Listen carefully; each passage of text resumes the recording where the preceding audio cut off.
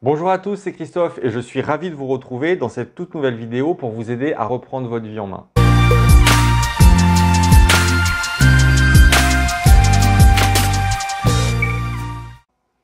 Alors, si ce n'est pas encore fait, pensez à vous abonner à cette chaîne YouTube et à activer la petite cloche qui est juste en dessous pour recevoir toutes les notifications dès que je publie une nouvelle vidéo. Et dans cette vidéo, je vais vous présenter en fait le premier des 5 paradoxes que j'ai pu repérer dans le domaine du coaching et du développement personnel. Alors, paradoxe numéro 1, c'est être responsable de sa vie tout en évitant la culpabilité liée à toutes les tuiles qui vous tombent sur le coin de la figure. Et je crois que ce paradoxe, en fait, il est lié à une confusion sur le mot responsable. Souvent, il est compris dans le sens de coupable ou être la cause d'un truc pas très glamour. À mon avis, responsable, c'est plutôt dans le sens de fondateur, créateur qu'il faudrait le voir.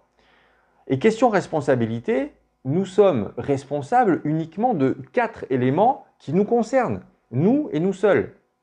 Le premier, c'est ce qu'on dit, ce sont nos mots, on est responsable de nos mots. Le deuxième, ce que l'on fait, nos actes. Le troisième, ce que l'on pense, nos pensées. Et ce que l'on ressent, c'est le quatrième élément, ce sont nos émotions. Alors attention, il y a quand même responsabilité une fois que le mode automatique du cerveau est dépassé. Parce que, par exemple, pour les pensées et pour les émotions, elles arrivent très très vite dès qu'une situation se présente. La responsabilité, elle commence plutôt dans cette plage de temps que l'on peut créer entre le stimulus de la situation et la réponse qu'on veut bien lui donner. Par exemple, si vous tombez et que vous vous cassez une jambe, vous n'êtes bien sûr pas la cause de cet événement. Votre responsabilité commence avec ce que vous allez en dire, ce que vous allez faire, ce que vous allez penser et ce que vous allez ressentir après cet événement. De là, vous avez deux options, deux façons de voir les choses. Soit vous vous dites « ouais, ça n'arrive qu'à moi, je suis maudit, qu'est-ce que j'ai fait pour mériter ça ?» Et donc vous pouvez sortir le fouet et vous flageller à longueur de temps ou être en colère contre le monde entier durant tout le temps de votre convalescence. C'est une option, ok, mais en fait, elle ne changera rien à la situation de votre jambe cassée. L'autre option, c'est plutôt de voir cette pause forcée comme l'occasion de prendre soin de vous ou de régler des dossiers passés aux oubliettes ou de lire cette fameuse pile de livres que vous êtes juré de lire un jour. Il y a un autre sujet qui revient fréquemment chez mes clients, c'est celui du divorce de leurs parents. Alors, même si l'événement en lui-même ne les concerne pas directement, parce que ce n'est pas eux les responsables de la situation, il est quand même vrai qu'ils ont subi à un moment donné cet événement-là.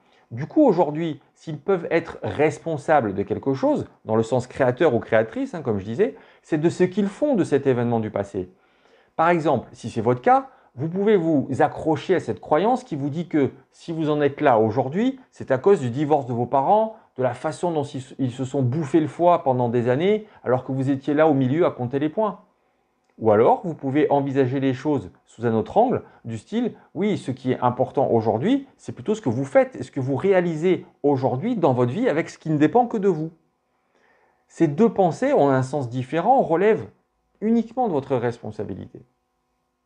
Voilà, c'est tout pour cette vidéo de reprise et je vous donne rendez-vous dans la prochaine vidéo où on abordera le deuxième paradoxe du développement personnel et du coaching, ne jamais abandonner face à l'adversité, tout en lâchant prise sur ce qui échappe à votre contrôle. En voilà un paradoxe.